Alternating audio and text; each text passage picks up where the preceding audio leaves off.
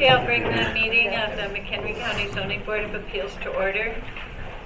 The purpose for our hearing today, we have two different petitions. The first one we're going to hear is Z25-0103. The applicant is YAM Solar 1 LLC. The request is for a conditional use permit to allow for a commercial solar energy facility. The PIN number associated with this application is 1236276-002.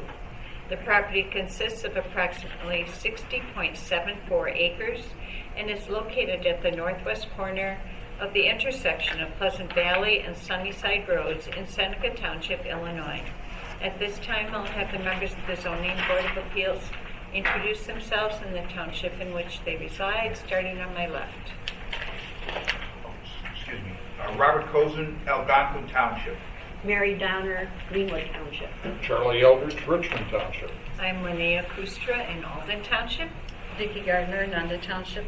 Chris Snobble, Riley Township. Jess Beverly, Door Township.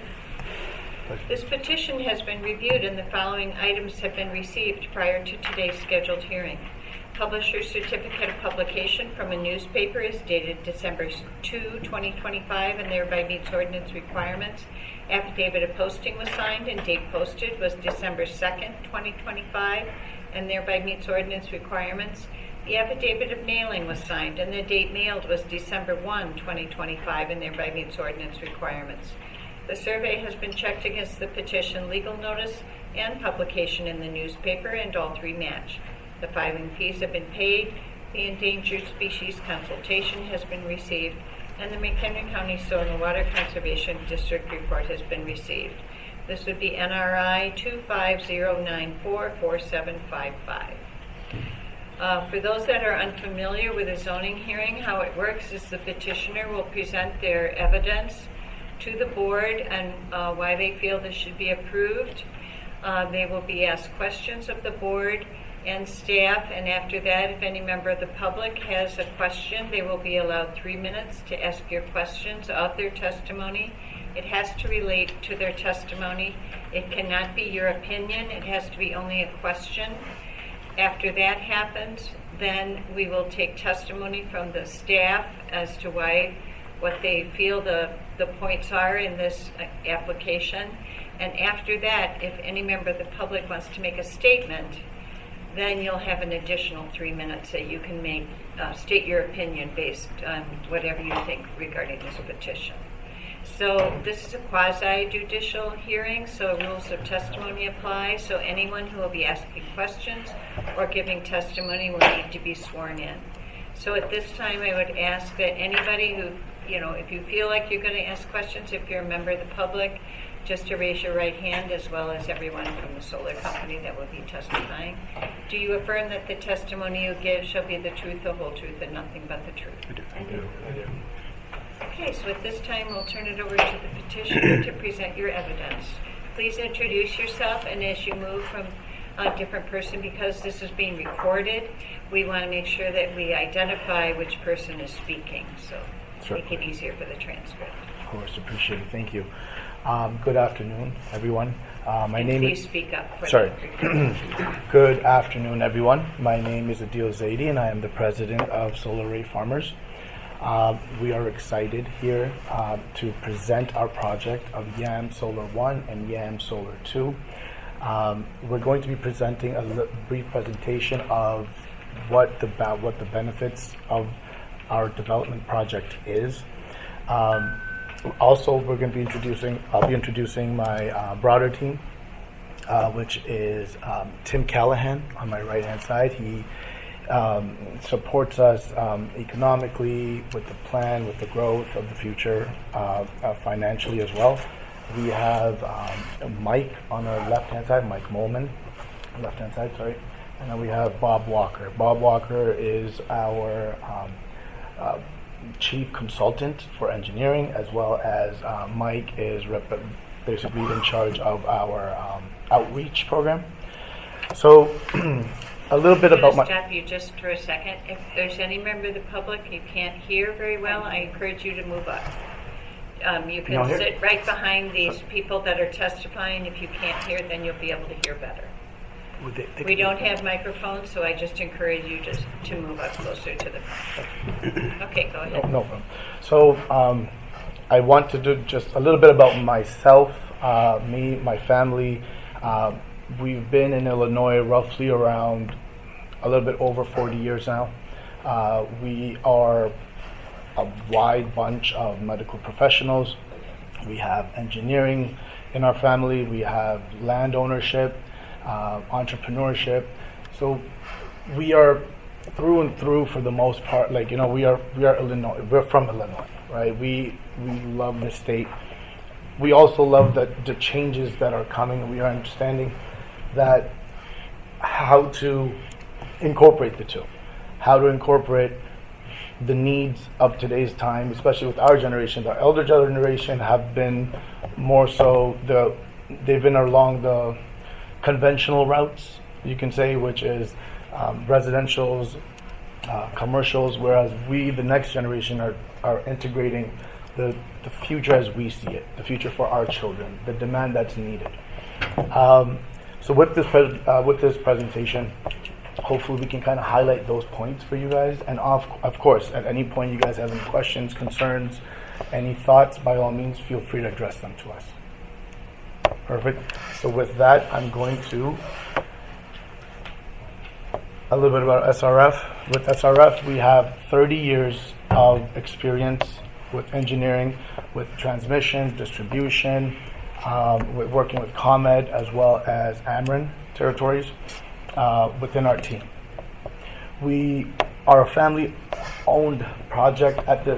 Currently, this is a project that we're working on. We want to integrate, like I said, the current needs of today's generation, the current needs of the future generation, with the needs of energy within land ownership, where we want that land to be within the family for the future of our generations. We want to be able to integrate within the communities that we reside in. We want to be able to give back to the communities.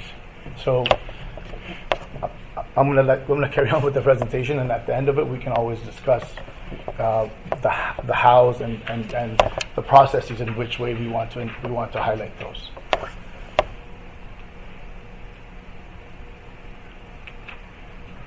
All right, so Dev Engine. I'm Tim Callahan. I'm CEO of Development Engine Partners.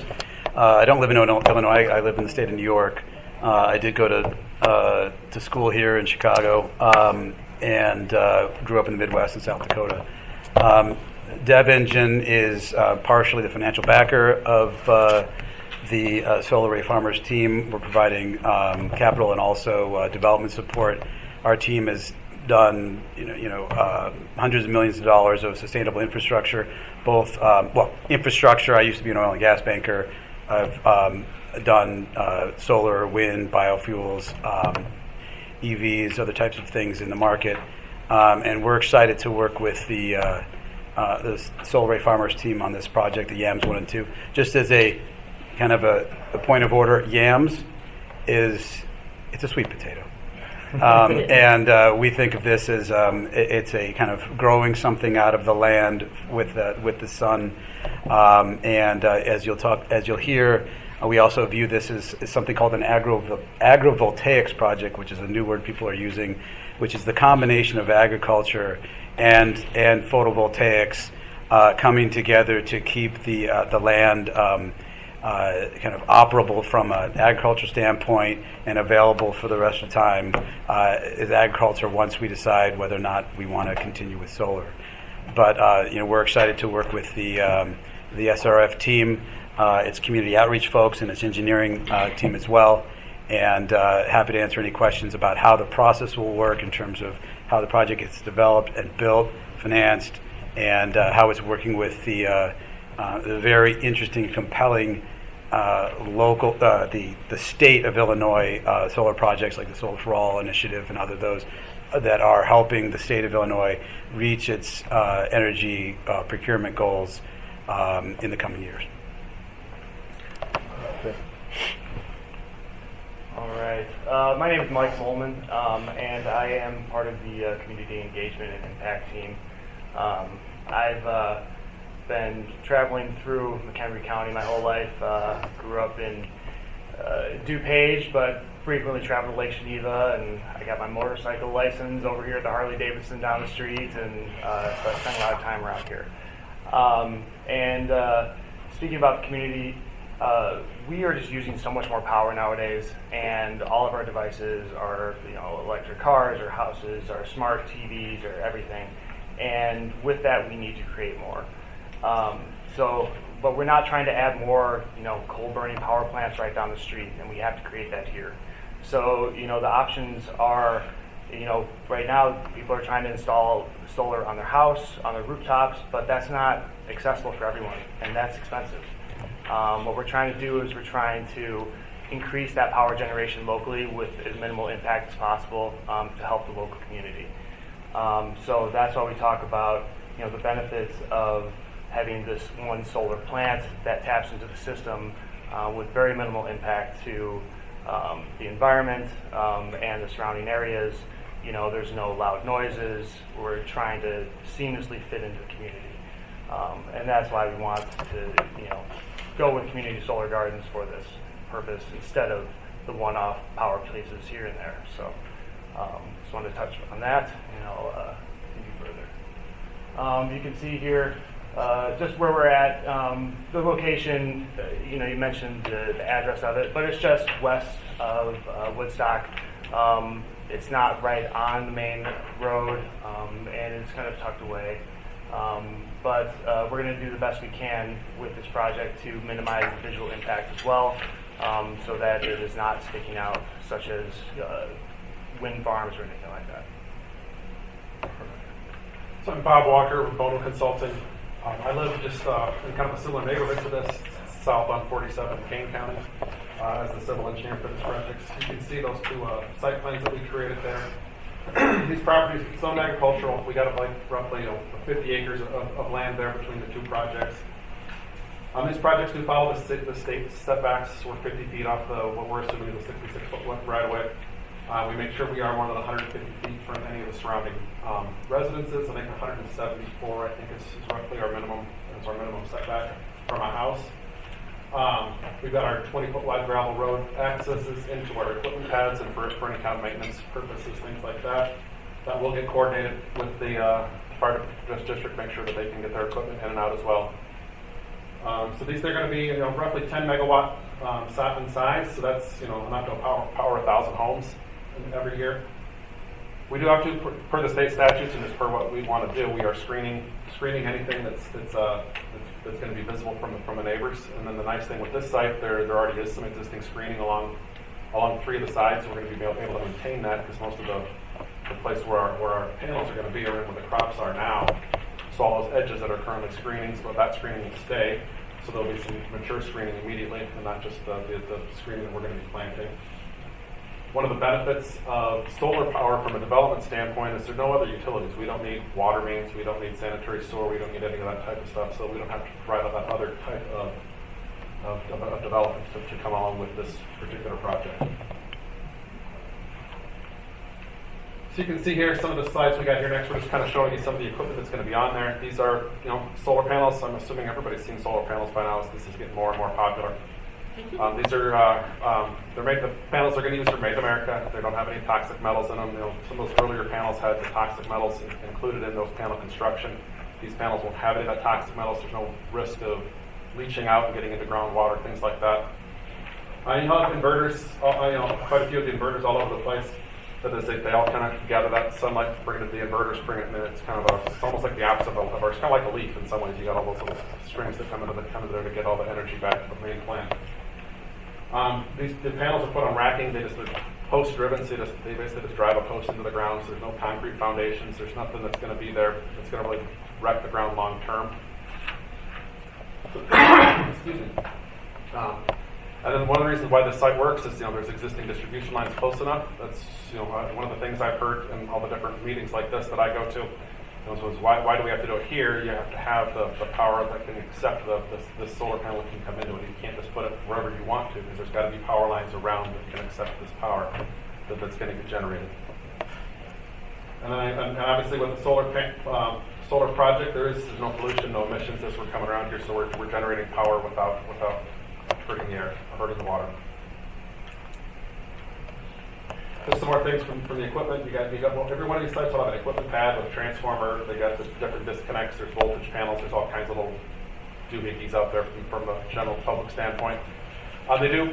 There is a slight hum, but that hum is basically we have to do it. That hum is not noticeable from the property line because those panels do hum. If you've ever been around any kind of an electrical type of thing, you'll hear a hum from that type of stuff. And we have to have that be quiet enough that you can't really hear it from the road, so that it's not going to make any noise for the neighbors. The panels will rotate. Those are on motors as well to rotate, and those also the same way. We're not allowed to have any noise past the property line on those things. And so there's a picture of those string inverters that are on there too that turn it from AC to DC, or DC to AC, right direction there, so that we can make sure we can power into the homes that everybody needs. Yeah, Mike Molman here again, and just talking about the concept for the landscaping here. As mentioned, that 3 of the 4 sides already have existing foliage around, but we are still going to be planting new evergreens on the other remaining side, and various evergreens, hazelnut and redbud as well. So those will grow over time along with the fence. That it will just kind of work to blend into the community and blend in so you won't notice it as much, and eventually be barely visible at all.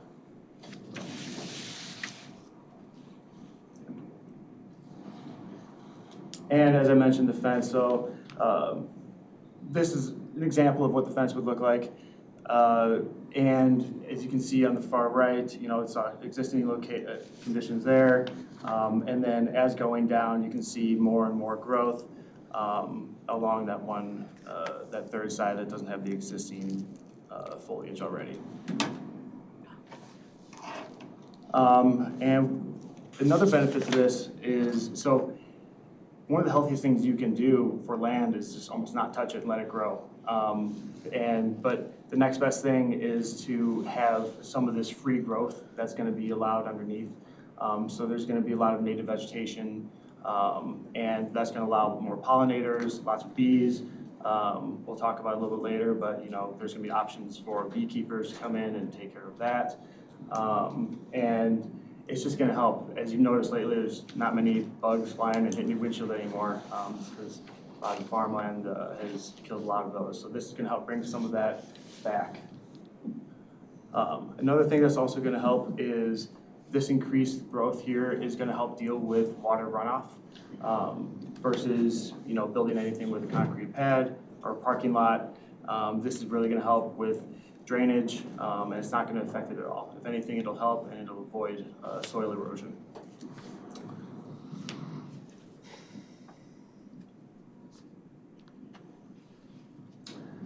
Yes, as mentioned, so this is going to help soil erosion. Another thing is that there will not be sprayed chemicals or pesticides on this land, so it will not affect any of the groundwater. We've also seen that there is not any impact on local property taxes or values, for example, for surrounding neighbors. Yeah.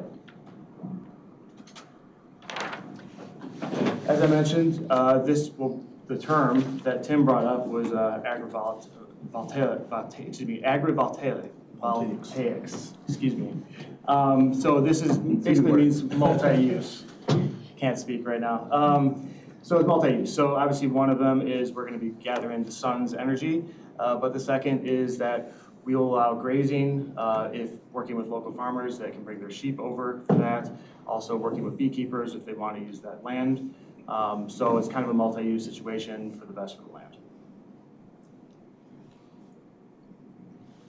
One of the things that concerns zoning boards and Your name again, sir. Oh, I'm sorry, I'm Tim Callahan. Apologize.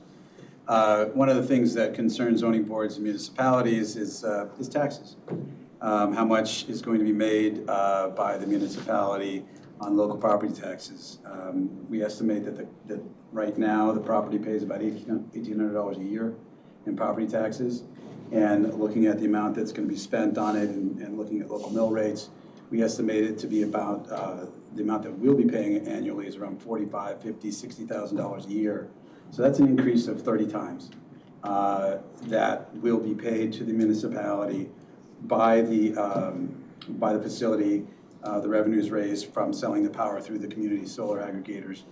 And if you think about that, $50,000 a year over the course of 30 years, it's $1.5 million that can be put to work at the municipality for English teachers and police officers and fire trucks and things like that. So this is one of the main aspects that folks look at locally on how one of the main benefits that these solar facilities provide. And these taxes are based on the value system. They don't affect the taxes of the neighboring facilities, neighboring land parcels or anything like that. Mike Molman here again. As far as reaching out to the community, we have sent out pamphlets and letters to the neighbors that are impacted. I know that we've gone around and we've handed out some gift baskets and stuff just to kind of introduce ourselves to some of the local neighbors where we could, weather permitting. And in late January, we were asking people to come and there is a community meeting planned for questions, answers, and just information. Why wouldn't you do that before the zoning hearing? Deals, lady. So it was a little bit of a time crunch. We were working with Kimberly and we were trying to get a date prior to the holidays. And by the time we were able to apply for the hearing, there just wasn't sufficient time. I think we got this in by starting of December, and we were trying to get everyone together and trying to schedule this. So we're just maybe we just do the hearing and then we arrange basically a community outreach program at a local library prior to the vote, essentially.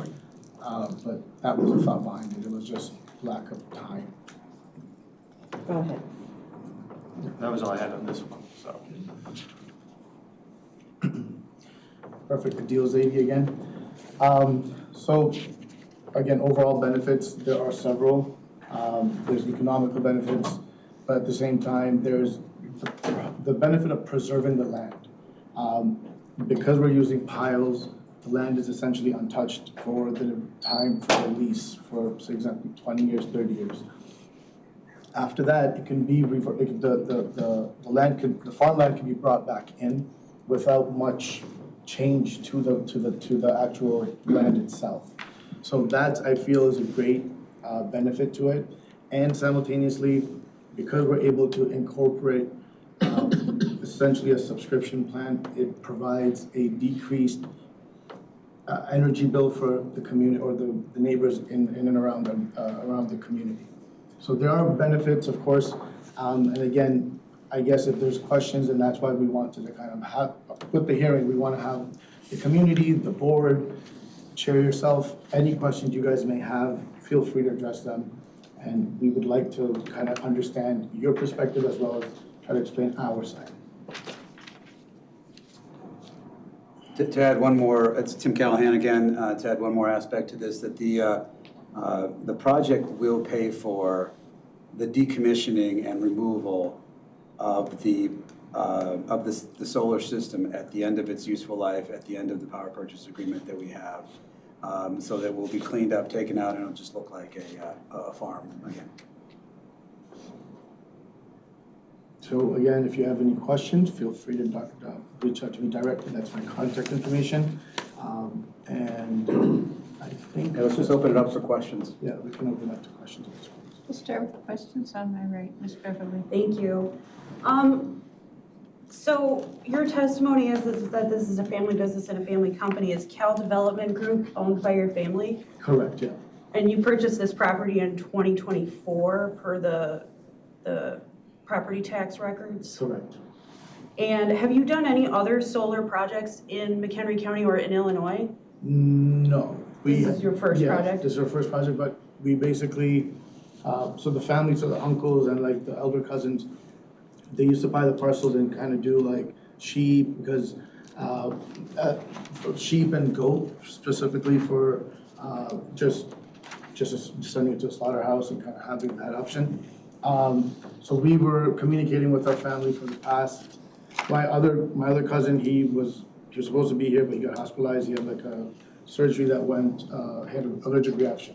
But we were communicating with our elders, and we're like, listen, why don't we try this with one of the parcels? Why Your don't family is diversifying your investments. Correct. And you're getting into solar. I Yeah. understand. Yeah. We've had about 24 solar hearings minimum Okay, as this board this Yeah. year. yeah, I just wanted to be clear because it's highly unusual that the developer themselves owns the land. And it's also highly unusual that you included your full lease in the packet. We've Yeah. never seen a full lease, and Yeah. it was very interesting for us to look at. yeah, So I just wanted to be clear that you will own this property correct, and that it is your best interest to put up a fully functional and safe solar farm. of course, And that if you improperly decommission it, correct. it's your property. We're the Right. ones responsible for it. Exactly. Yeah, And all of that is controlled by the AMA. This board has been through multiple hearings like that. I just wanted to be very clear for the record that you own this property. correct. Do you have your interconnection agreement finalized? We have submitted our interconnection, we have submitted the payment, we're just waiting for ComEd to countersign and send it back to us. Okay. You mentioned that there would be grid improvements as part of this project. Do you have any idea how long the interconnection has to be or what? Bob, are you familiar with that? I do not. So I think that Hussein, my other cousin has a little bit more information about it, but from what I remember, I believe there is a mile extension of a feeder line. So you'll be improving Correct. the Yes, three-phase line to the neighborhood for up to a mile to get to the nearest substation. Correct, yes, And when you do that, you'll be improving the stability of everybody's power grid for the benefit of all residents, right? correct, yes. You mentioned the hum. In previous hearings, it's my understanding that that is as loud as your neighbor's air conditioner, and that 174 feet away from the home, you wouldn't possibly be able to hear any noise associated with it? Especially when the 174 is not even close to where the hum is coming from. I mean, where the hums are coming from, if you can we go to the Yeah. site plans?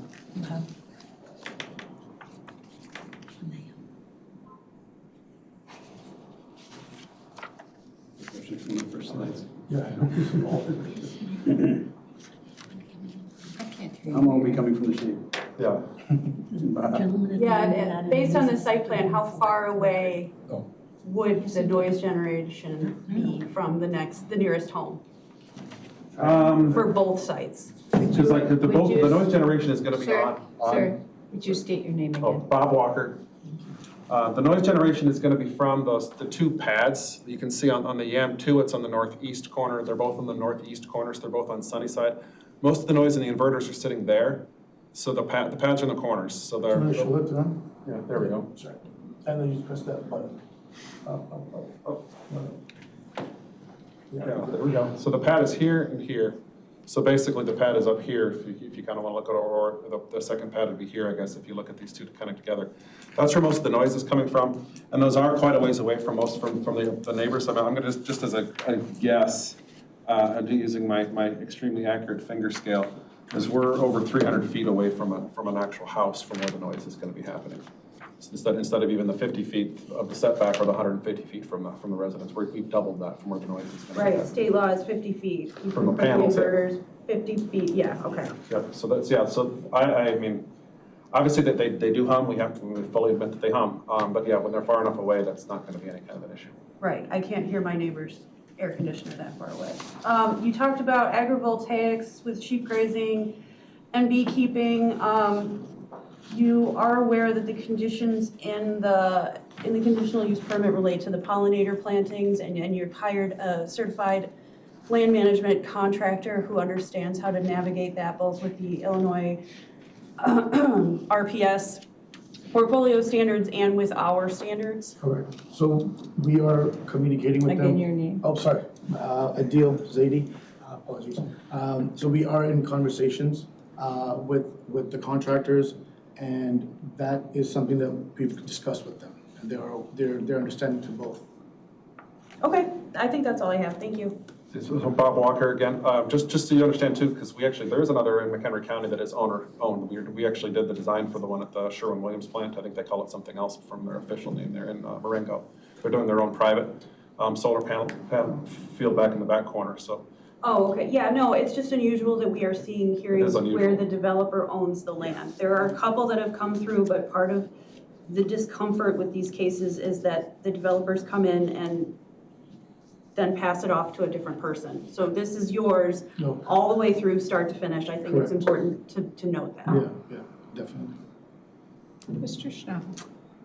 Yes, just for the record, it would benefit you to just state for the record that at night there is no noise.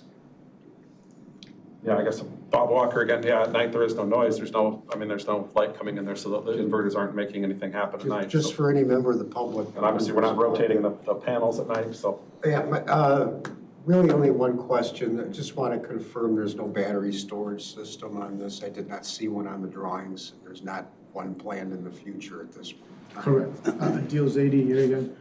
That is correct. There is no battery storage system in the current plans or in the future. That's it for me, for now. Okay, well, that's good to hear. Ms. Gerken. How long do you think construction will take? So the actual construction, there was a chart, but I can just go through it.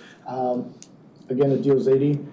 When you're talking about the panel installation, it will take, give or take 4 to 6 weeks for the install of the panels, the electrical wiring, pretty much along the same time, 4 to 6 weeks. All along, you're looking around like 8 to 9 months. But the heavy, like the construction aspect where they're digging the piles or driving the piles into the ground will probably be around 4 to 6 weeks, maybe 7 weeks. Okay, so that leads to my next question. Will you be using pile drivers for those coats, or are you drilling? Pile drivers. Pile drivers. Yeah. Okay, so that's pretty noisy, right? I mean, it'll be from the hours of, so there will be noise for that time frame. Yeah, For that 4 to 6 weeks initially, once they've initially gone in.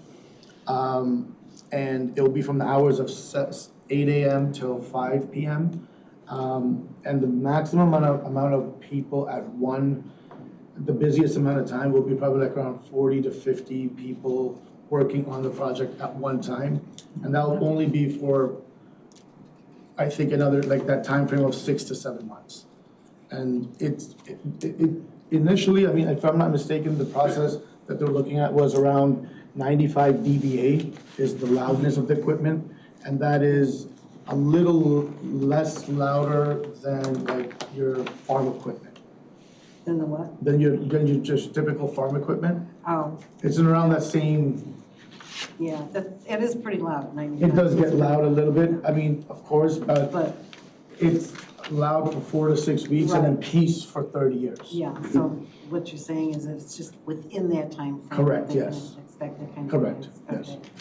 Okay. Do you plan on removing any trees on the site? No. They were actually adding trees in, but there were no plans to take any trees out. Okay, good. Let's see what else. Now, you're talking about the agrivoltaics, which is not that hard to say. Sorry. We've been saying it for a while. So. Are you planning on sheep or goats, or are you planning on planting crops? No goats. No, They chew things. Yeah, goats eat everything, yeah, I understand. So jump on panels. Exactly, that's exactly it. We were aiming for sheeps, as well as honey, like, so beekeeping. Yeah, We've talked to a couple of people. One is local to Woodstock. His name is Phil. So he just needed more space. So he was interested for the sheep. Okay. And basically, he wants to bring his herd for grazing and then take them back. so you actually found somebody with sheep that wants to do. Correct. Wow. I mean, it's not like we haven't finalized anything, but the conversations are definitely happening. And Okay. he's local to Woodstock, so it made complete sense. Well, that's good, because I've heard that it's hard to get the sheep these days. I know, because they're all contracted up. They are. Busy sheep. Yeah. Those sheep have hard jobs. Yes. So that was a positive, and then we also were talking to another farmer, but he's from, if I'm not mistaken, DuPage.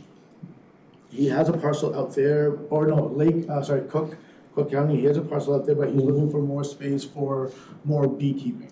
Okay, So we said, we're gonna schedule a time for him to come and see the space and show him the drawings of basically how high they are, how high the panels will be. And then according to that, we'll determine how big of a capacity we can do. okay. So he could actually have his hives right on the The site? land itself, Okay. yeah. Are you planning on, I'm assuming this is a yes, but are you planning on using local help for the construction? Yes, Okay. yeah. All right, I think that's all I have. Thank you. Mr. Allen? Yeah, just a few questions. Let me start with Mr. Walker. It looks to me like there are 8 utility poles. Probably a couple of those belong to ComEd and the rest will be private to you. Until you get to those, is everything underground? Everything, Bob Walker, again, sorry, I'll probably have to do that every time. Yes, everything's underground until you get to the system, and once it gets to those power poles and they come up, that's one of the ways that, as a civil engineering and now solar nerd, I can always tell if that's gonna be a solar site out there, because you can see those same 5 poles on every single site, even if nothing else is up now. That's the way ComEd does it, that's the way I think everybody does it. It hasn't been just ComEd that's had that same system that's up there. So yeah, everything's underground until it hits those poles, and then once it goes up into the 5 poles, there's a different job for each pole, and then it becomes ComEd's electricity. And the interconnection is right there at Sunnyside. Yeah, the interconnection, there's 2 different interconnections. There's an interconnection for each project, and yeah, they're both on Sunnyside. Okay. Then is there, it is my understanding that there is, confirm this to me, that there is a fully executed AMA at this point. There is. A deals 80, yes, there is. And with regard to the interconnection agreement with ComEd, my understanding of what you said was that you have fully negotiated it, agreed upon the payments and offsite work that you're responsible for. You have signed it, but it has not yet been signed by ComEd. Is that correct? A deals 80, yes, that is correct.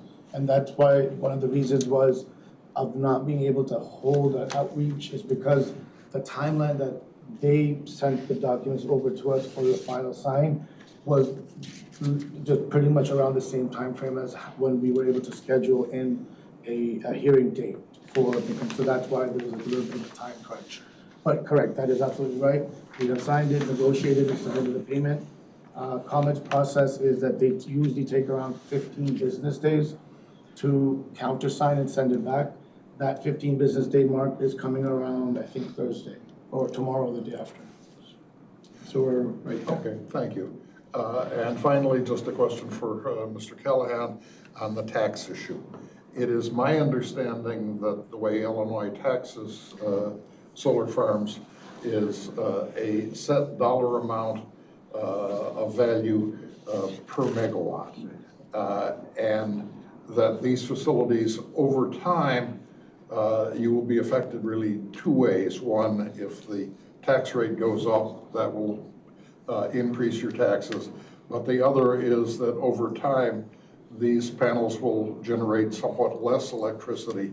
So in that way, the taxes would go down. So it isn't a steady process. It's a little more complicated than that. Is that correct? Yes, sir. Tim Callahan, yes, sir. The panels we estimate degrade at around 0.5% per year. And so it is not over the course of 20 years, that ends up being, 10, 15%. And so that is, and it's something actually, there's a couple things we can do about that. It's way more economical for us to keep the panels fully operating than it is to allow them to degrade, especially because panel prices tend to get cheaper over time. And so what often operators will do, they will repower, in say 10 or 15 years, they'll just replace the panels with newer ones to keep that production up. Yes, I understand that, but I just wanted to look at the process. Your formulation was correct, sir. Okay, thank you, that's all. Ms. Donner. Good afternoon. Good afternoon. And thank you for not talking about goats, because goats, besides jumping on things, also, when they they eat all the way down, and you don't want that to happen. Just to confirm that there is a bond that's required of you for decommissioning before you ever even get started, Correct. so that that's not something that we have to worry about, that something's going to happen, you're not going to be there, and you're going to walk away, which isn't because you are all going to be owning this property. I don't think that you're going to want to give it up, so that's a good thing. I do have one question. I thought I heard you say that you've got about 10 megawatts, and that'll cover 1,000 homes. Estimated roughly around. Well, I ask about that because, as Ms. Beverly said, we've listened to a lot of these in the last year that I've been on this board, and all the people who are doing 5 megawatts are talking about 1,000 people. Correct. So how come you're doing 10 megawatts and 1,000? AC versus DC conversion. Well, do you mind if I just? yes, explain that to us, Again, because there are other Of people who are just as, Stupid as we are. Yeah. who can't tell a megawatt, an AC from a DC except on a stage. Correct. So again, my name is Adil Zaidi. It is correct, because if they are able to add a battery, and that's why you guys have probably heard of a lot of battery storage. Right. Is that it amplifies the generation. So you are able to generate and then save, Okay, right? Whereas our system is, it generates, and then at nighttime, It's done. like one of the board members had mentioned, that it doesn't hum because it doesn't generate. So that's probably one of the reasons why they had highlighted that point of 1,000 for 5 megawatts. And again, of course, the point that the other board member had brought up was that it could be AC versus DC. Okay. So if they're talking about 5 AC equivalent to 10 DC is what our project is. What they may be talking about 5. Well, no, it does. It should be battery. Long story short, it should be battery that's going to be impacting that number. Okay. And our number is, we're keeping it very conservative. We're not trying to say that it's gonna power the entire town. We can't, Right. But we're giving a rough idea as to the amount of people this will impact. okay. Tim Thank you. Callahan, I don't want to nitpick, but you said 1,000 people, we say 1,000 households. Well, that's what I meant. Okay, all right, 2 households, all right. So Mary Donner said, I apologize. Bob Walker again, and one of the things with that is, as a guy with the civil engineering, I've been in quite a few of these myself, and all over Illinois here. And I like how these guys are doing it because they're being a little more conservative. Some people will say the same thing would do 1,500 because you look at Google will tell you 1,000 or 1,500 for this size of Right. a facility, because it all depends on the houses. I mean, every house has a different electric uses. I know, ComEd always tells me that we use too much electricity compared to my neighbors all the time because my wife likes to keep her house cold or whatnot. So every house is different, so it's a hard number to really be exact. So we're actually being a little conservative here, saying 1,000 homes. It could be more than that. depends on if the Bears are playing. And then it's hot air that you have to worry. Sorry. If we could capture that. Thank you. Mr. Cozen. Thank you, Madam Chairman. Just for my understanding of the illustrations that you presented, and bear with me if I don't use the name of the person who should be directed. Excuse me, Mr. Cozen, you're looking at EM2 right now, and right now we're on EM1. Oh, that is EM, well, what is this one then? I think it's just Oh, the, okay, it It just says looks two down green. here. Okay. yeah, Looks different to mine. Oh, yeah, it's okay, all right, sorry. go ahead, sorry. I got an old black and white version. Just for clarification, in terms of the elevation of the site, it intrigues me, and you can set me correct. It appears that even from the most northwest corner to the northeast corner to the southwest corner, there is only about 2 feet of fall. Bob Walker, to answer that question, and honestly, I guess I don't remember that exactly. I've got Well, there's a value. Yours is bigger to see. I can't quite see it on my The staff has been very supportive here in the county building. But it does, the project site undulates, and the panels will undulate with the project site. so That it was the doesn't- question, is just how flat the site was for the distance across the duration of barely 2 feet. Is that how you read the 857 up in the northeast corner versus? I mean, we've got over 5 feet of fall depending as it goes through. Just looking at the big numbers, again, I can't quite read what I've got, 855, 860, I see, so Here, we've you got can over take 5 these. feet of elevation difference from high to low. Right.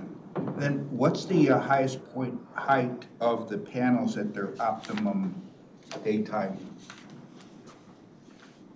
The maximum height of the panels is, I'd say 15, 20 feet. I know it depends on which panel we're looking to use here. Yeah. I've looked at that closely. If I'm not if I'm not mistaken, we are starting at a 6 to 7 feet height, and it's going to go upwards of, I believe, Bob was correct, around 15 feet in height.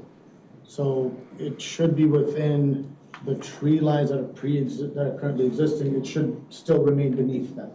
Correct, and the duration of that height would be as long as the? No, because they pivot. So I believe the duration of that height should be maximum of 2 to 3 hours in the day. Follows the sun. Because it follows the sun, it tracks. So the height of the maximum height should be around for a couple of hours.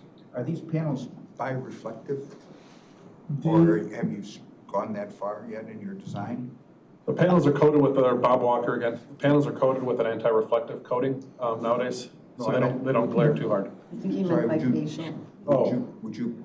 Do they collect electricity on both sides? No, it pivots more like this. Right. And then you're only the top is what's reaching the sun, yeah. Again, to your point, we were previously discussing that type of panel, and I believe we went with this because there was no plan for the battery storage. So there's nothing to do, we can't do nothing with the extra energy harnessed. So we just decided to go with this panel. Unless the market steps forward and puts in a higher demand. It's not that, it's the capacity that's available. It doesn't, this is the maximum we can do. Yeah. Could you just go over briefly the inventory of the pad? How many inverters that you expect on that area in the far northeast corner? Honestly, I don't think the design has gotten far enough along there to be able to completely answer that. It all depends on how they do that. There's multiple ways to put that together. You can have one big inverter, you can have multiple small inverters. So I'm not sure, we're not sure yet what's going to be exactly on that pad at this time. But whatever design you do choose will be not emitting a louder noise or disruptive beyond the design limits. To the Adil Zaidi, so about that, again, this is my cousin's forte, and I wish he was here, but I'd just like to talk a little bit about that, is that he explained that we were planning to do, they're like microwave, like size inverters, that will be one per every 2 rows, and they are no louder than, again, it's like a hum. So it's like a microwave or something along those lines, but it's like several of them. So once they hum in sync, it's still not noticeable from the property line, but they will be there. And that reinforcement that ComEd is requesting of you, that is to be somewhat of a cliche, that's on your dime? The reinforcement of?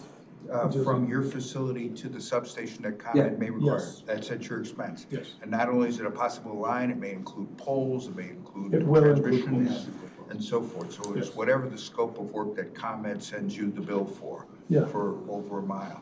Correct. In terms of the groundwater elevation, on sheet number C-0, there is, what was the source for the groundwater elevation that was spec'd in that? There was a soils report done on the project. And Bob Walker, sorry. No, not a problem. This is for me. So the seasonal high water, the closest it would get to the base of the pole would be still 6 feet below the... 6 feet below ground, that's what they call the seasonal high, and that obviously varies all the time. That's where the soil turns gray. Right. We had a slight conversation here, not too noticeable, but what is the definition of a knot fence? K-N-O-T. That's the name that people have used since I've started doing these solar projects. And it's basically the same kind of a farm fence. It's got the squares on there. It'll look like it's just a taller version of your standard, what you would see for an old hog fence. I mean, you know, the old days they'd have the 3 strands of barbed wire on top of that fixed knot fence before. That's kind of the old style, which you'd see a lot of times just anywhere if you got an old fence that used to just be where they'd have cattle in their field or something like that. This is trying to kind of mimic that same look, except it's 7 feet tall, if I recall, in this particular station. And then on sheet C3, you have the gateway display. From time to time, we've had presentations regarding a Knox box at that location requested. I saw your exchange with the fire district did not yet as put that requirement for you. Are you adverse to having a Knox box at that location? I guess I can't completely speak for them, but I'm going to say they'd be nuts not to let the fire department do that. We've tried to get it. This is Union Fire District. It's a volunteer. I've tried to get a hold of them a number of times, and I haven't actually been successful in having anybody return my call on this one. So, but you're still not adverse if that requirement can cross. I guess I could get that to a deal. But. Yeah, deals 80 again. So we wouldn't be we would definitely be cooperative with the fire district.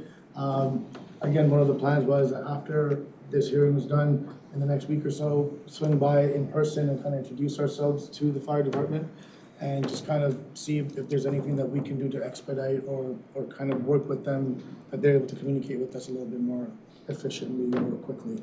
I know it's obviously the season of holidays and everybody's kind of busy, so we kind of understood that. And since we're populating the public record, there's no external lighting other than it may be required for some security system or arrival on site after hours. You're not illuminating the site. At Deals 80, no, nothing of that was designed. I think just probably, if I'm understanding correctly, I think there might be some like emergency lighting that might be needed. In case of an emergency, I think that lane has to be lit, but other than that, nothing. Troubled by the thoroughness of your presentation, but there's an inconsistency in my ability to do the math. The lot size is done in square feet, and you reference it's 60 acres. Is that what we see on the table on sheet C2? Deals 80, the lot in its entirety is 60 feet, but there is a good amount, I think, sorry, 60 acres, I apologize. But I believe there's 10 acres of wooded areas that we did not touch, which is towards the northwest corner. But because I don't have the design in front, I'm understanding is the project size might be the square feet that it might be referring to. Right, because I was trying to understand that out of such a complicated project, you are only adding 3 acres of impervious area. Is that correct? So Bob Walker, again, the solar panels themselves are what they call hydrologically disconnected because the water will fall off them, it'll run over the ground still. So that doesn't actually count towards that impervious area. So the only impervious area we have is the posts, the piles themselves. We have the pads that there'll be for the equipment pads and then that access road itself. So there is very limited impervious area required to do something like this. So overall runoff will decrease because we're going from cropland. Row crops have water runoff faster than we would have for the pollinator type plants. So that little bit of increase in impervious area gets offset by the fact that we're actually making runoff less through the rest of the site. And you are or agreeable to the pass-through of any off-site water through your site without impeding it, causing any upstream or downstream flooding to the site? Yeah, definitely. I have no further questions. Thank you. I just want to confirm that in your presentation, your application, you said that your project would comply with our county's maximum height limit of 15 feet? I believe that. Because you mentioned 15 to 20 here, and so I want to make sure that you said that you would comply with our maximum 15 feet. That's in our ordinance. At Deals 80, yes, that is correct. We will comply. And again, these are the points that my cousin was more well versed. But yes, if I know the county's ordinance, whatever they were, I believe they were 15 feet. that's what we were, the maximum amount. So for the record, it is actually the state has raised that to 20 feet, so if they are allowed to go to 20. If they, Is ours still at 15? no, it should have been changed to match. I can verify that, but it should have been changed. Okay. A deal with Zadie on that. I do apologize. So there was conversations taking place about the height for internally, but if I'm correct, it was, for us, we capped it at 15 because we just didn't want to make changes that weren't needed. But I agree, I do appreciate that. Thank you. Okay, Mr. Walker, I just have some questions based on the comments from the Water Resources Division. Are you familiar with those comments? Yes, I've seen those, yep. So they're worried about ponding and everything where you want to put your pad, and that maybe that ground, is hydric soils and there's water that ponds there, and is that an appropriate place for your inverters? I sort of, not to be rude, I guess, I sort of disagree with that statement, just in the idea that our low spot is to the north of there. We aren't at the bottom of that low spot. But yeah, we will need to look at that as we get through it, and there is the ability to move some of this around to get that, if needed be, to get that out of there. We don't want the equipment in the water just as much as the county does. I mean, if the equipment's in the water, we're not making electricity. So it's obviously in our best interest to keep that out of any kind of flooding. But I don't see that being any kind of an impediment as I see these plans and as I see their comments in there. I don't see that being a problem once we get into the final engineering and we look at what's truly there and whatnot. I mean, obviously at this stage we don't dive that deep into that type of thing at this stage, but I don't see any kind of an issues for future issues having be able to meet that comment. So you're fine with following any of their recommendations? Yeah, all the recommendations I have there, we agree with, and most of them I knew about. Okay, because my other concern was they're talking about the flow paths, and there's sometimes different vegetation that works better in those areas than in others. And we've had other solar farm companies that have said they're proposed in their vegetative plan, certain native species in one area, but if you have wetland areas, well, this isn't wetland, but Well, there is wetland. Some of the stuff would be, but you're avoiding that. Yeah, we would be able to keep our plan once the plan is totally out, so we could have different versions of seed mix for the different areas to make sure, because you want something that's going to grow. You don't want to put we wouldn't be putting desert native plants in this situation like this, because this is a wetter spot than some other parts of McHenry County. And even within the site itself, there's going to be some parts that are going to be drier than others. So we can definitely make that seeding plan kind of follow the contours and kind of contour farm it from a planting perspective to make sure we're getting the right plants in the right places. Okay, very good. Madam Chairman, Mary Donner, I'd like to ask for the floor to ask one additional question. Okay, regarding the testimony. Okay. For testimony, we've talked about the fencing. Glad to have the fencing, and just to make sure that you will keep a 6-inch opening at the bottom of that fencing for animals that need to get through. Yeah, that's part of the state statutes, and yeah, that would definitely be part of what we'd be doing. Just to confirm that we've got that set along with, because I looked at that fencing and I went, oh, okay, but that doesn't look like, well, okay. But if you got the fencing, we got the 6 inches underneath too, and that's in the record. Thank you. Michelle, do you have any questions? I just had one quick question on the system size. I know we mentioned that most of the projects that have come in with like 5 megawatt, they say that that's like the cap for community solar. Is that why this is divided into 2 separate, so that you can exceed the 5? Yeah. Cap? Okay. It is ADS, that's why, and we've kept it much lower than each. It's 3 megawatts per, give or take. So that's exactly. Okay. They will be though connected or completely independent of each other? They're independent of each other. Okay. All right. That was my only question. Does any member of the public have a question? Okay, to ask your question, I'm going to use my phone, and I set it for 3 minutes. And you'll need to come up front so that we can pick you up in the recorder. You'll give your name and address, and then you can go ahead and ask your question, sir. Sure. My name is Frank Zangara. My address is 14728 Emery Lane. The only question I have is Timber Lane, which is right behind the property that you want to build on. And whenever you start disturbing that land, we're going to have more flooding. And in the past, whenever we've had real heavy rains, You have to ask a question now. the question is, have you looked into Timber Lane and any kind of culverts extra that you might be willing to put in to keep the property on Timber Lane from flooding? Bob Walker, we haven't looked into that detail. I would be honestly surprised if we would be putting in extra culverts. The idea from the rules standpoint is we're trying to avoid making anything extra downstream. Water's going to run off of this site less than it does in the existing condition, so there would be no need for any additional conveyance off of our site. I wouldn't see why we would not have anything to try to help convey water onto our site. So I don't see that we would be putting any culverts in this situation, but it's not something I would put a blanket no to. It would be something that would be looked at in final engineering, but my gut feeling would say no. Just on that, if I'm not mistaken, if I remember correctly, I believe because Timber Lane is the residential, it's a very residential street. It is correct.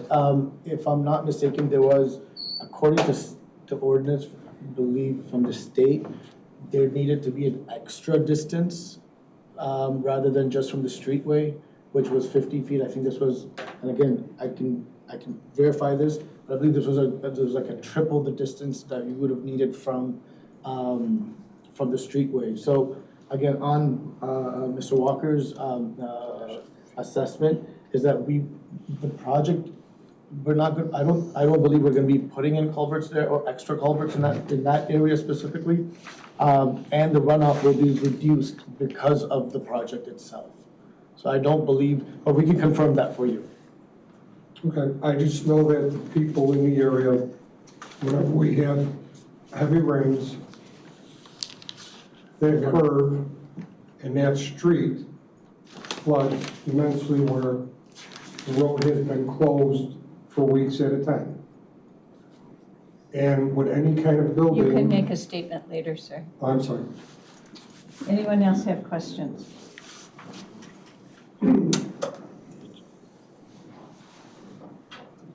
I'm Marilyn Grandolfo. I live at 5312 Timber Lane. This is in my backyard. I would like to know what is happening with the current flood zone that is already there, because it was mentioned that they may have to move the ground. If they move the ground, that's going to impact the water on my property. And what are they doing to protect the wetlands that are back there? Okay, so she's under the assumption that you're moving the ground, so maybe you can address. It was mentioned. So again, Bob Walker, the only place the ground is going to be moving is at those pad locations and driveways, so we're not moving ground anywhere near the flood zone area. None of the ground near the flood zone area will get moved. Can you just highlight on that? So we're only moving ground here and here. Our flooding area is up in here, so I'm assuming you live somewhere right on here, right? That's what you're telling me? I can't see where that marker is. Oh. So you're... You could go up to the screen, ma'am, if you'd like to. Just to kind of, Adil Zaidi, just to kind of put it into words, if I'm not mistaken, you're referring to Timberland, which is on the west of the parcel. The pads would be on the east towards Sunnyside. So is it Sunnyside? No, Sunnyside is onto your right, correct? Yep, That that's is Sunnyside, yep. And if I'm So not, this is Pleasant Valley Road? Pleasant Valley. that's a division of the parcel, of the, This is actually up here, the way they're sitting. This is Pleasant Valley Road. This group here is right here. But we probably should have had that. Can you the show line me where through. Timber Lane is? Timber Lane is right along here, right? Oh, okay, that curvy land. Yep, yep. So So then- Can you show her exactly where you will be I disturbing mean, soil? it's like I have a lake in my backyard already. Yeah. With the wetlands flooding and Yeah, you bleeding can make into a my statement property. later, but he's gonna show you where he's gonna be disturbing. So your house is somewhere along in here. The only place we're disturbing is on the other side along Sunnyside. That's the only place we're gonna be disturbing land. Otherwise, we're just gonna be putting post holes in the ground. But the second question is, what are you doing to protect the wetlands? The wetlands that are here, we're actually keeping the buffer. There's a 50-foot buffer, I believe, around the outside of that wetland. We're not disturbing any of the land within the wetland itself or the buffer. Can I start the clock again and ask another question? You have 40 seconds to finish your questions. no, Adil Zaidi, I can highlight, sorry. How big is a herd gonna be in my backyard? That I have to listen to ba, ba, ba all day long? How big are the sheep herds? So Adil Zaidi, I believe The current farmer we're discussing with is, I think his herd is like 20 or 30 sheep. It's a small farm. I mean, again, they're not gonna be there every day. They're gonna come probably like once a week or twice a week. The times that we aren't able to facilitate with them, like basically grazing, we will have a management company that will be able to mow the lawn and clear it up, whatever needs to be done. Yeah. Okay, anyone else with questions? Yes, sir. Arthur Stoicke, 14732 Emery Lane. Quick question, what's the fire risk with these? Fire risk? Fire risk with your solar panels and inverters? Bob, do you wanna? So Bob Walker, I guess, yeah, there obviously is some risk. Okay, there is, thank you. And you're sure about Union Fire Department being the closest and the one that's gonna protect you, or how many panels? Let's see, what is our number of panels? I don't remember. Lots of panels. Lots of panels, yes. The Union, the. So let him answer the question. He asked if Union is actually. Union, this is in the Union Protection District. Sunnyside Road is the boundary. It's between Union and whatever, what the Okay, other one. so the fire station that isn't manned, you said, is the one that's gonna protect these panels? The Union Station is a volunteer fire district. It's within the Union District. Everybody in the fire station to respond when issue could arise. I'm sorry, what are you trying to ask? There's a risk of fire with these. you said. Correct. There's a risk of fire. And the fire department that is gonna respond to this is not manned. That would be correct. This is a large array for a small area, right? This is a typical array for the area. For 60 acres, this close to a neighborhood? It's a typical, I would say this, of the projects that I've been involved with, this is very typical. And it's flat land, it doesn't rise from Pleasant Valley up to 176, where you're... It undulates, I guess would be the word I would use, because it's going both directions. It rises and falls as it goes through here. But it rises. 176 is a lot higher, Pleasant Valley is a lot lower. Yeah, I think so. I believe that would be correct. And do these panels normally raise or lower house values that are right next to them? The studies that I've seen have said that they have no difference to them, and I think that could be. Everybody in this room would love to live next to that? I can't speak for everybody in this room. Tim Callahan here in New York State. I live 2 hours north of the city. I have, this is 10 megawatts. I have a 14 megawatt system as my next door neighbor. Okay. I don't hear it, doesn't disturb me. I actually like it. You like homes and... I can't hear it. And a large solar array that is going to be very visible to the neighborhood and the aesthetics of A Pleasant question, Valley sir. Road. Question, you make a It's on comment Pleasant Valley later. Road, correct? Pleasant Valley Road. This development is on Pleasant Valley Road, yes. And what's directly across from it? Is there a forest preserve? There's a forest preserve of some, I don't remember the exact name of it off the top of my head here, but yes. Pleasant Valley, it's the second largest in McHenry County. You have a question? I was asking that. Is that what you're aware of? You're building the solar panels. Yes. I would think you would know all these questions. Where you're building it, the elevation of the land. I mean, it's obviously more than 5 feet elevation, correct? Yes. Okay. But that's your plan statement. The plans, that's what I was trying to look to see exactly, because that's not a question anybody's ever tried to ask me before in a situation like this. But yeah, the ground undulates. There's as I looked at it, there's roughly maybe say 10 feet of fall across the site, which is from a site this size is relatively flat. Okay, we'll move on to the staff report. Ms. Sharla, testimony from the staff, please.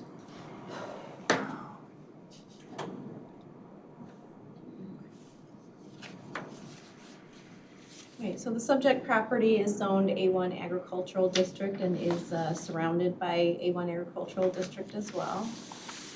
The current land use of the property is agricultural. To the north is vacant land.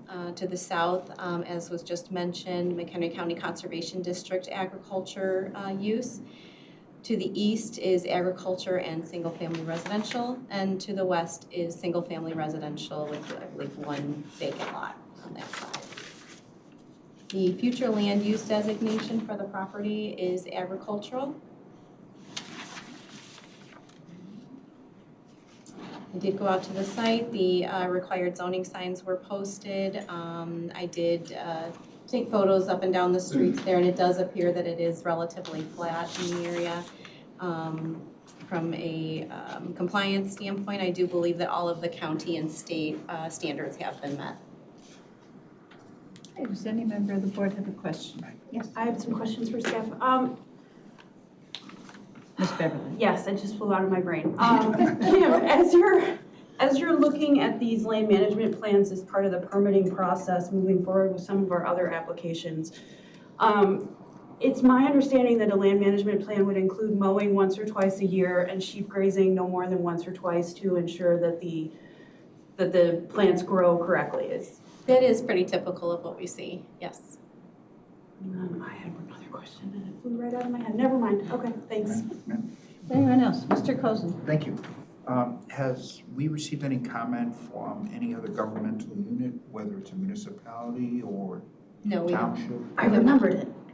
We didn't get anything from MCCD, right? They were noticed as part of this project based on proximity and they didn't send in anything. Correct, they were notified, we did not receive anything from them. Thank you. Thank you. Okay, we're good? Okay. So at this time, any member of the public that would like to make a statement, this is your opportunity to do so. We'll do the same thing as I did before. You get 3 minutes. You can come up, give your name and address, and then you can make your comments. Would anyone like to make a comment? Again. Name and address. Oh, I'm sorry. Arthur Stoike, 14732 Emery Lane, in the neighborhood being affected by this. But I mean, it's not just the neighborhood being affected by this. Obviously, you drove in that area. It's a very pretty area. Talk about history. Before a lot of you were in here, you were talking about Woodstock having so much history. That area is very historic. There's oak trees 36 inches wide. There's glacial boulders in that neighborhood. That land was probably just a farmland or glacial land prior. The second largest forest reserve is right next door to this. You can go on their website and look. All the animals that only that forest reserve has. And bees, there's enough wildflowers and bees and everything in Pleasant Bay and McHenry's second largest prairie land. Bees. That is wildly too close to the street, wildly too close to the neighborhood. It already has a flooding issue. You can't say that a panel that's shaped as a roof is not going to divert water quicker than farmland, than corn, vegetation like that. It's going to come off those panels quickly and it's going to go quickly because the ground's not tilled anymore, it's compacted. And that's what happens when you have these things go in place. The panels, the roofs, everything under it has a hard time to grow. It affects everything. When you went there, if you would have looked in the field, you would have saw millions, that's an exaggeration, tons of footprints. I have herds of deer that are currently using that as a food plot. That many panels, the food plots can be greatly reduced. Everything about this is just kind of silly. It's a beautiful area that's going to be an eyesore with this solar array. You know, it's a solar farm. It's electric. They're generating electricity. Put farm on it is a nice thing. It's not. It's not a nice thing. It's going to hurt house values. It's going to hurt the environment. It's going to hurt the area. I don't know. I don't mean to scold anybody or anything like that, but for such a nice area to put something like this, they could plant all the pine trees they want. I'm sure they're not going to be very big. It's not going to be beneficial to that area to have the solar array. That's it. Thank you. Anyone else? Marilyn Grandolfo, 5312 Timber Lane. I am a NIMBY, not in my backyard. These solar panels, as stated, are 15 to 20 feet high. What kind of view am I going to have from my back porch when I'm looking at 2-story solar panels and you're not putting any trees on the line? They can say they're not doing anything about the flood zone or the wetland. What they say and what they do are two different things. They preach a good prayer, but nobody's saying amen. Anyone else? Okay, would you like to make a closing statement? Good. Adil Zaidi, thank you again. obviously concerns that the neighbors have.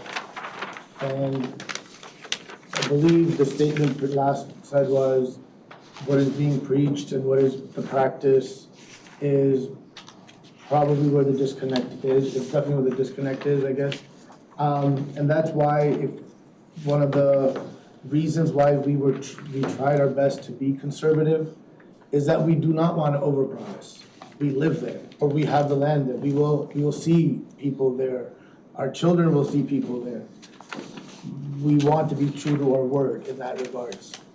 When we're talking about the addition of trees, I thought we had highlighted that we will be putting in different native trees and buffers and adding on to the current mature buffer line and enhancing that. I guess the question I have is, I got 4 kids.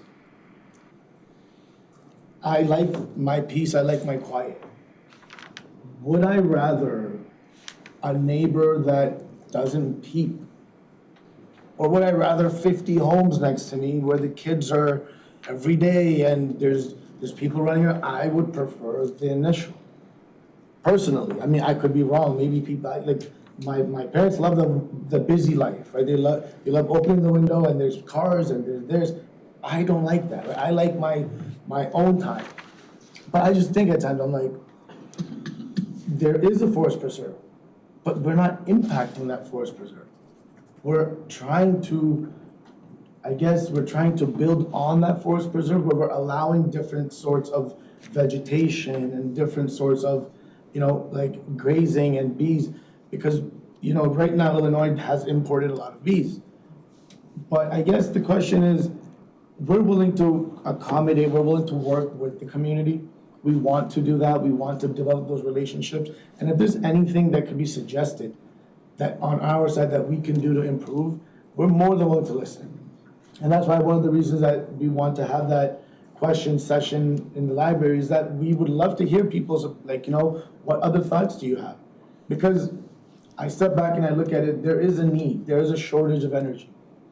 What's the solution? I guess I just leave it at that. Thank you for your time, Chair. Thank you for your time, Board. Okay, at this time, we'll close the hearing portion for this application, and we'll move on to the voting portion of the meeting. We have 9 proposed conditions. They're up on the screen. All the board members have had them in their packet. If there's no objection, I won't read through those. I have no objection. No objections. Okay, hearing none. Are there any other proposed conditions? Madam Chairman, I move acceptance of the petitions as presented. Second. It's been moved by Mr. Eldridge, second by Ms. Beverly to approve these conditions. Is there any discussion? And then I'll call for the vote. Mr. Eldridge. Yes. Ms. Gardner. Yes. Mr. Cozen. Yes. Mr. Schnabel. Yes. Ms. Beverly. Yes. Ms. Donner. Aye. And I'll vote yes, so the conditions are approved 7-0. At this time, I'd entertain a motion to approve this request. Madam Chairman, I move acceptance of the petition subject to the conditions. Second. It's been moved by Mr. Eldridge, second by Ms. Beverly to approve this petition. Discussion, Mr. Eldridge. Yes, this parcel is between Pleasant Valley and 176 in Seneca Township, not far east of Union, Illinois. It is an area that is zoned agricultural, and while it has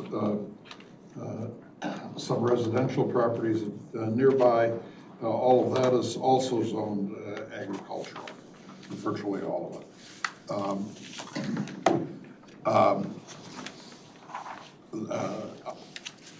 The testimony is that the state and county standards have been met, and I believe that they have. Pursuant to Public Act 102-1123 and 103-0580, if the county and state standards have been met, the zoning board is required to approve the petition. Having said that, this is a fairly typical farm field maybe a little wetter than the average farm field, but otherwise is a pretty typical farm field for McHenry County in a pretty typical area that is pretty rural. Given that, I can't find a reason to object to this petition. So that while I am required by law to vote in favor of it with regard to this petition, I'm fairly comfortable in doing so. So I support the petition. Ms. Gardner. Thank you. I agree with Mr. Eldridge. This does seem like a typical site for a solar farm that we have seen, and we have seen a lot. This actually has fewer residential around it than the ones that we've been seeing. I love the fact that this is owner operated, constructed, developed. The entire thing is done by one family, I guess, yes. And I think that that will certainly help with credibility and following through on the promises made. I have no other choice here but to be in favor of this. Thank you. Mr. Kozin. Thank you, Madam Chairman. I'll be supporting this petition, for I too believe that the information testimony given fulfills the requirements, as well as recognizing the directive received from the state. And with all that the applicant has presented to us, especially with the beginning statement about a new way of doing things, it was recognized just recently that this state needs to do other things because of the decommissioning that has confronted it with both its nuclear as well as its coal generating plant. By virtue of the time that I've been able to occupy this state, I have seen personally a closing of a coal-fired plant in my neighborhood of Chicago, as well as witnessing the closure of a nuclear power plant in Zion, Illinois. And yet this is the only electrical generation that I need to rely upon for the future generation. And with that and other information has been presented to this board in a public meeting under sworn testimony, I will be supporting this petition. Mr. Schnabel. I will be supporting the petition as well. Ms. Beverly. Thank you. I am fully in support of this petition. I cannot reiterate enough that the petitioner owns this property and that we could be here for a very different purpose, which would be putting in homes or other development, and that would certainly impact the wetlands in a very different way.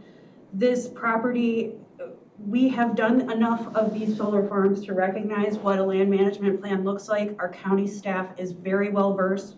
Our stormwater management ordinance is excellent, and the state law does have specific requirements regarding flooding. I think that this will be a better neighbor than a bunch of homes or some other developed business. And yes, I cannot restate more strongly that the petitioner owns this property and this is what they want to do with it.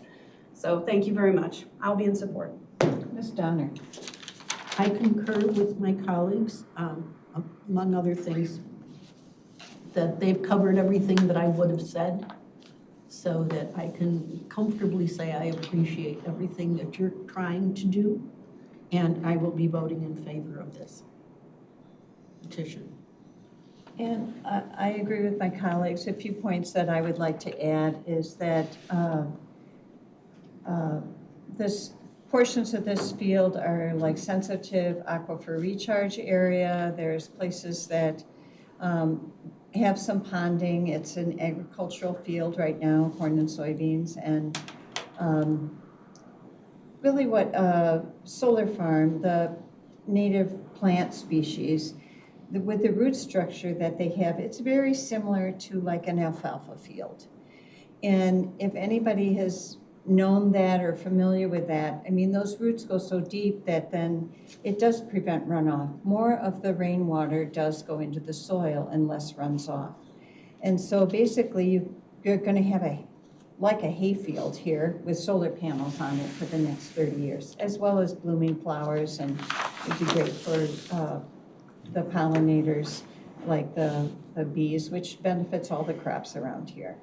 So I believe the standards for the state and the county ordinance have been met. I agree with my colleagues, and I will be in favor of this request. So I will call for the vote. Mr. Eldridge? Yes. Ms. Gardner? Yes. Mr. Cozen? Yes. Mr. Schnabel? Yes. Ms. Beverly? Yes. Ms. Donner? Aye. And I'll vote yes. So this will go to the county board with a 7-0 vote. Yeah, we'll take a 5-minute break, and then we'll go on to Yam Solar 2. Good job. Good job.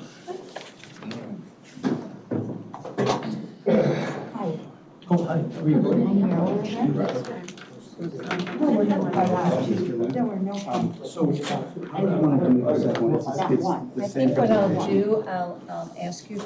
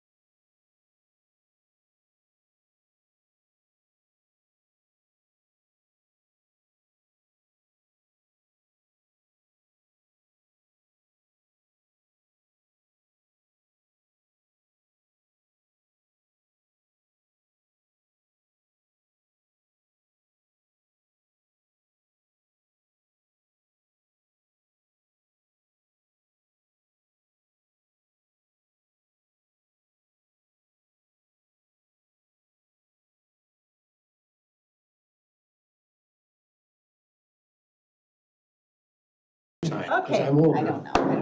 We're gonna go back and do Sell just breathe. Yeah. Oh, yeah. Let's just move on.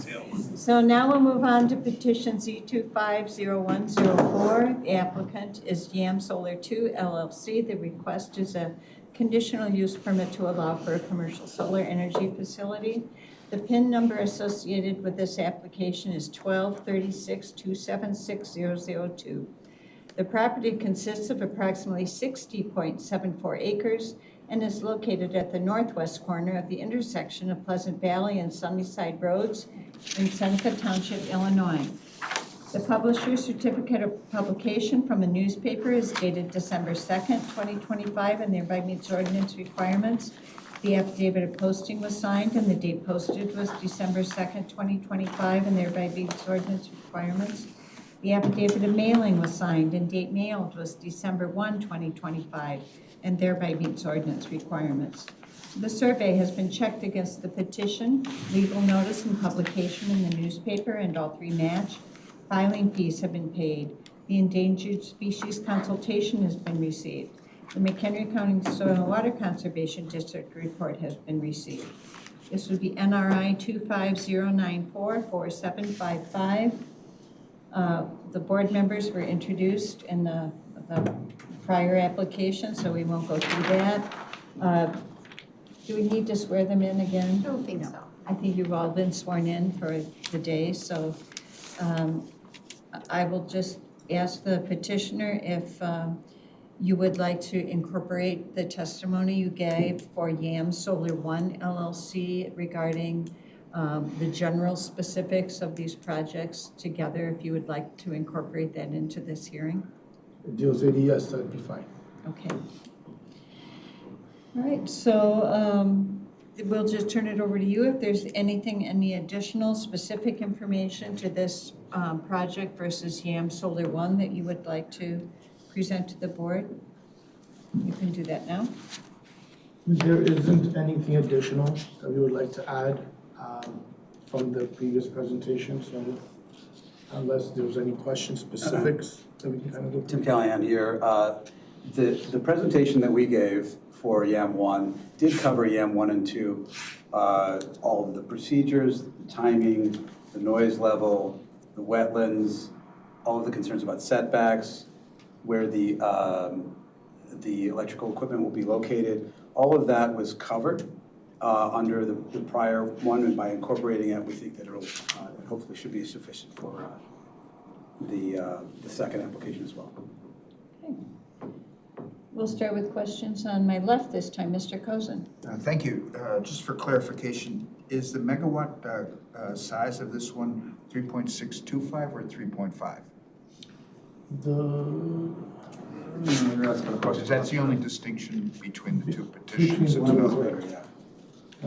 If I'm not mistaken, I think the Yam Solar 2 is the one that has a larger megawatt size. I can confirm. Is that okay? Oh, it's your petition. Yeah, no.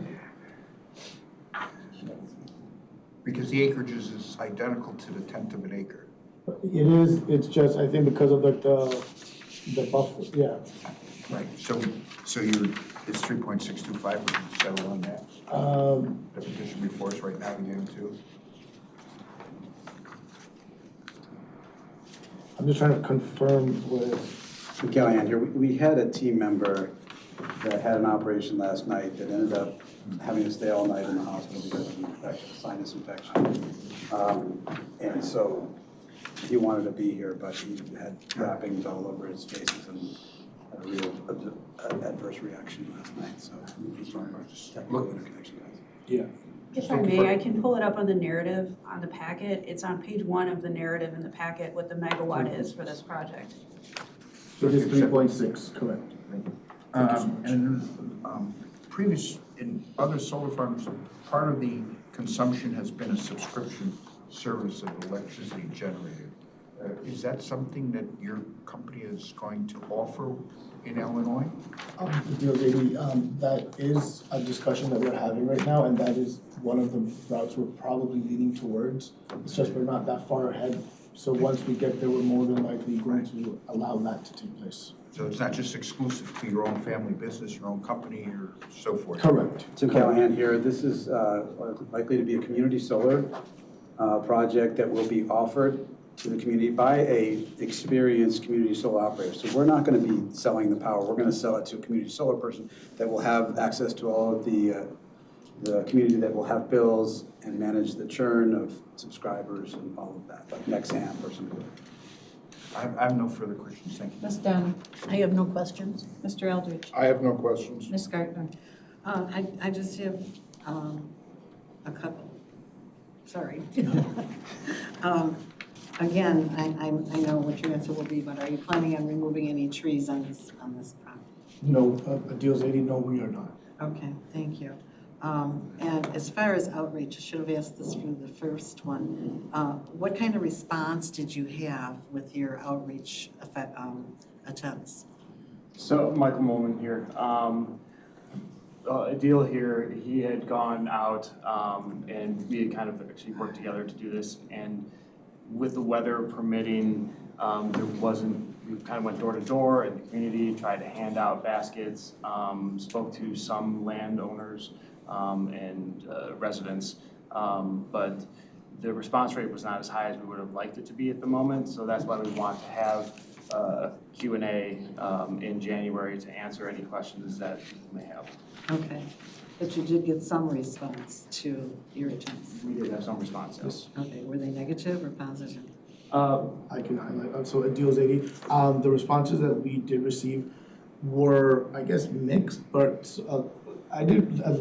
many of them were positive, or they were like, yeah, we understand, it's something that we've seen. Some of them were a little negative, and their main concerns that they had addressed to me was noise. They had horses, so they're like, my animals are going to be disturbed. And they were under the assumption that this was just a solar development, and they weren't aware of the agrivoltaics aspect of things, or the plan of them. So I was trying my best to kind of provide that information, but it was cold, it was dark, they were probably upset at the fact that I'm there. So it was a little bit of a mix. I was trying to give him a holiday basket, he was like, I'm working, so I was like, that's fine. I'm glad I wasn't there. Yeah. But overall, it was overall positive. Okay. It wasn't like I know of these neighbors were here. I'd never met them, so that's why the ones that I did meet that had that information, that had those objections, they weren't here. So Okay. I'm assuming, from what I understood, it was a good response overall. Okay. Yeah. So with this project, with the M2, there's really no adjoining houses, right? Or are there? It's towards Timber Lane, so it's not adjoining, but So it's like near. okay, so it looks like it's pretty well removed from it, though. Bob Walker, there's a house here, there's a house basically here that's off your site. There's a barn that's gonna be like right around here, and then the next house will be, I can't even pinpoint at the ground type of thing. So really, nothing to, Nothing close. all right, that's all, thank you. Mr. Schnabel? No questions. Ms. Beverly? Thank you. To minimize impacts on the neighbors, while these are two different projects, you intend to do construction on both at the same time, is that correct? That is correct, yes. So even if your interconnection agreement goes through for one and not the other, which would be unusual, you would wait to do everything all at once to minimize impacts to the area?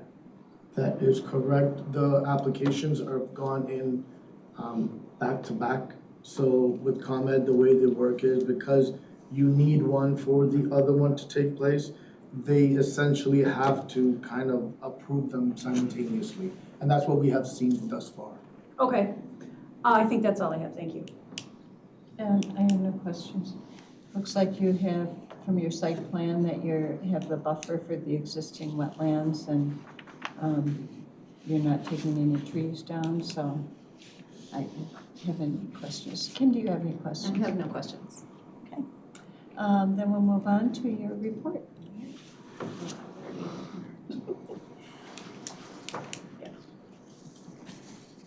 Okay, so same as the previous, property is zoned A1 Agricultural District and is surrounded by A1 Agricultural District. The property is currently used for agriculture. The adjacent land uses, there's vacant property to the north, McHenry County Conservation District, agriculture to the south, agriculture and single-family residential to the east, and single-family residential, that subdivision and that to the west. The future land use map designation is for agricultural. I do believe that all of the county and state regulations have been met for this project as well. Does any member of the board have a question for staff? No. Okay, do you have a closing statement? Other than what I have already said, I do appreciate you guys taking your time. I do appreciate Kim and Kid and your whole team. You guys were very facilitating. You guys have, I mean, with Kim, I've been chatting with her for the past year and a half, and I finally met her, I think, like last month. I had very, childish questions, I would say at times, and she would probably be thinking in her mind, like, what am I doing here? But she was very helpful. I do appreciate everything you guys have done. That's pretty much it. We agree, she's pretty amazing. This is all I'm saying. We have a great staff.